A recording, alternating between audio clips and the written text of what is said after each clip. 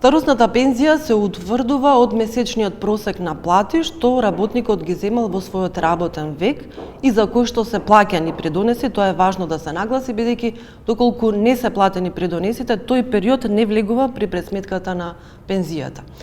Валоризацијата на платите од претходните години кои што влегуваат во пресметката на пензија се врши согласно, односно со просечната плата на државно ниво, а пензијата се одредува во одреден процент од пензиската основица во зависност од тоа колку изнесувал работниот, односно пензискиот стаж на осигуреникот. И сега во конкретниот случај, за да се провери дали е точно пресметана пензијата,